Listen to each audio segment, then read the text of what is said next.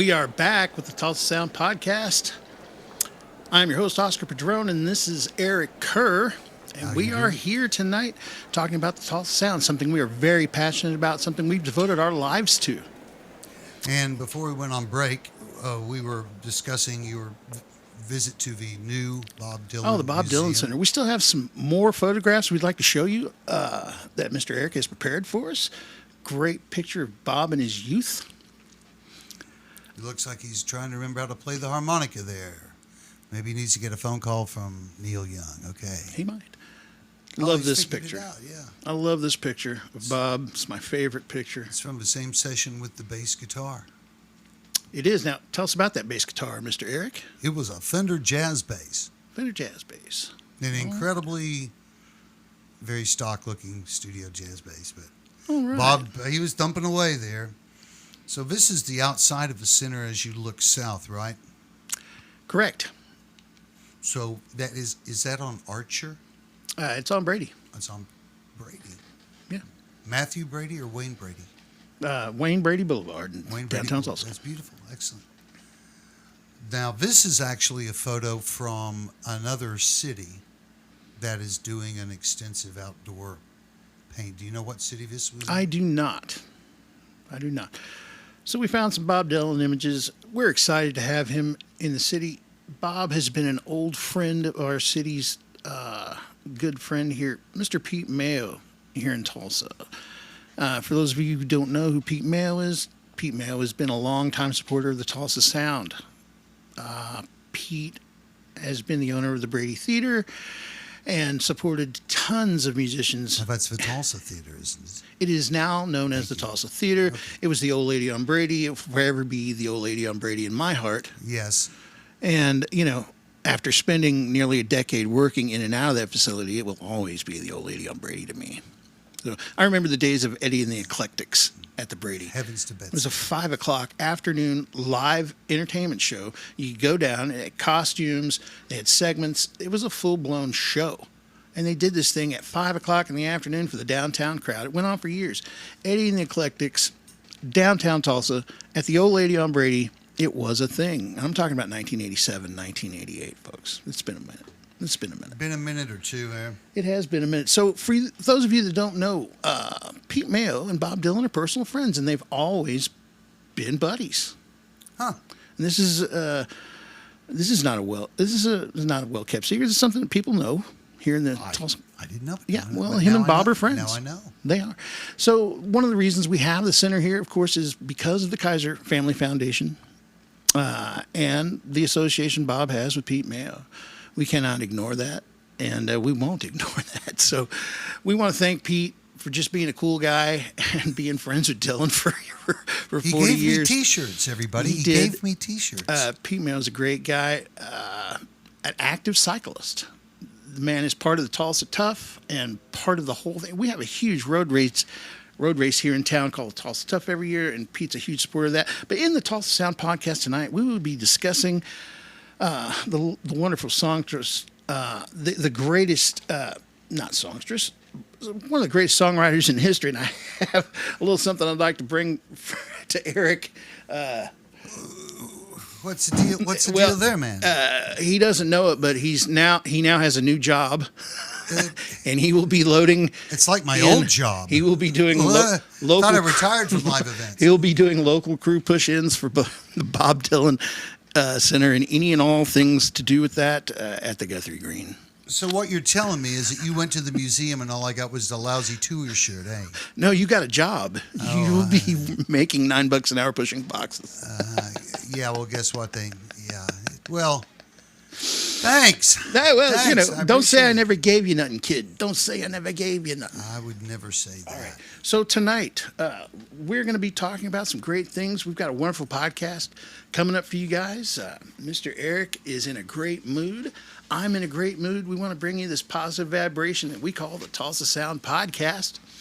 And, you know, we're lucky enough to have lived this for the last 40 years of our lives. And so tonight, as we talk about Jim Sweeney, let's get into a little bit of that. Here we have the musical stylings and sounds. Where did this recording come from? This is a Tulsa Sound recording of Mr. Jim Sweeney. Okay. Well, let's see.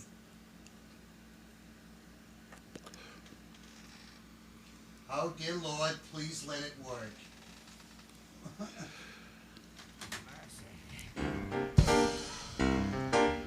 I think I got it. I'm getting better at this. There he goes. Seems I've got to have a chance to see. 'Cause every night I had a strange stream. Yeah. All right. We know, Oscar, every 17 seconds I'm going to say something about this. This is pretty good so far. Yeah. Here's a reaction video. Well, as we go into our critical analysis of the Jim Sweeney music that we're listening to, Mr. Eric can tell us about this bass part. He's good. He's good. He's good. Now, I'm not exactly sure if this is the band if this is Jump Shots. No, this is not the Jump Shots. This is not the Jump Shots. So this would be Byfield's band, but then? I don't know. I'm caught with my pants down. So Okay. I don't know Well, what let's we're just listening listen. to.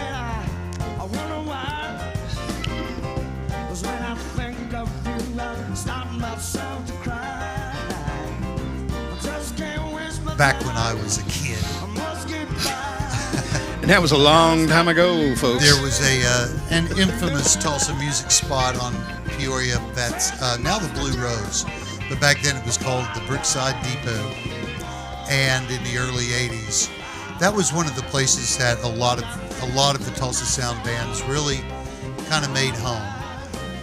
We strived as the Latitudes to get booked there. That was like the pinnacle for us, and we would finish rehearsals at 9:30, and then we would go down and watch Jim Sweeney.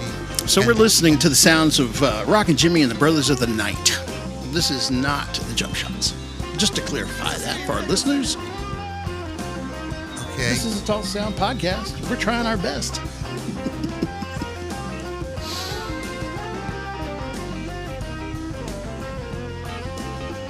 Anyway, he sang in that band too. Oh, yeah.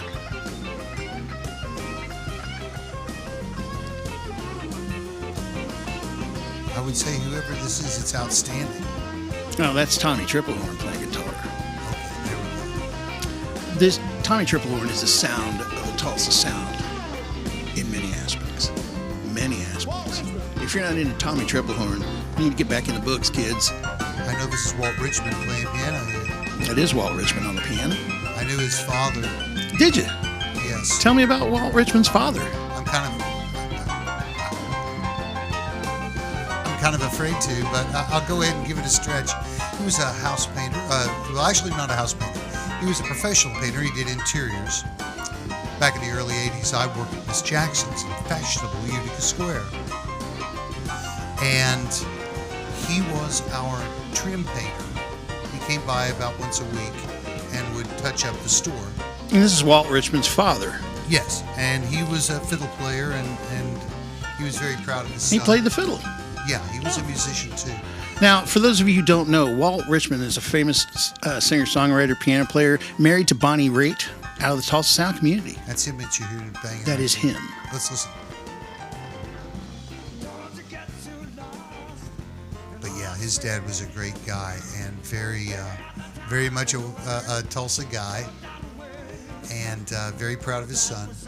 And he was it was kind of neat to know all these other folks that I knew back then, and yet here I knew his dad. It was kind of like it made me feel like a little kid or something. Well, that's part of the I know Tulsa your dad, Sound. man. We all know each other. And for anybody that's attempting to be part of our community called the Tulsa Sound community, remember, we all know each other. We've all been around each other for the last 35, 40 years, and, we don't pee in the pool. So for those of you that are new, don't pee in our pool. Yeah. The Tulsa Sound community is a loving community, and we want to welcome everyone. We're going to talk about all the different genres of Tulsa Sound music on this podcast. over our journey. Tonight we happen to be talking about some of the fundamentals and blues in the Tulsa sound, but we will explore hip hop, we will explore punk rock, we will explore modern acoustic folk and red dirt. We are not going to exclude anyone. If you produce music in the Tulsa community, this is your show. So we're here for you. We're here to support the artists, and we're here to talk about the young Eric. Eric will tell you, the young Eric. The young Eric. I cannot pronounce the word. Oscar, in 1967, Jim Sweeney fronted a band called the Young Aristocracy. Aristocracies. Yes. Which I couldn't say a moment ago. In fact, this cool photo that we found was taken right outside the Assembly Hall, now called Legacy Hall, at the Tulsa Cox Convention Center. The Tulsa Convention Center. Well, the Cox Business and Convention Center. Yes, yes. And, Mr. Eric may know a thing or two about that facility. Well, everybody works there. Yeah. So it's a great thing that we found this photograph of the young Jim Sweeney. And, there he is, Jim Sweeney, and we want everyone in the community. I found a copy of one of his old records and oh, wait. Get a look at this picture of Jim Sweeney because it's important for the kids to know who he was. I think this is the wrong record, man. Hang on. This is our mission. Hang on. I'll find the right one. Oh, here we go. Okay. Yeah. So, this is the album that I was familiar with. This was the album that he cut back at the time that when I would go see the other band, the one called the Jump Shots. Okay. The other band that he played with. Right. Just to make things clear. So this was the record that they were supporting back in those days. And it was called Didn't I Blow Your Mind by Jim Sweeney. Yeah, and a lot of people played on this. There was a number of folks that backed up this album, and locally speaking, there was a lot of action, right? Right. There was a lot going on, and it was a very unique and interesting time. It was a tough time because it was still liquor by the drink days, and you could expect all kinds of shenanigans to happen when you're in the middle of a gig and a bunch of sheriffs show up and close the club, which is something that these days nobody would even think about. But back then it happened all the time. In fact, the place I was talking about, Brookside Depot, it was closed on many occasions by law enforcement.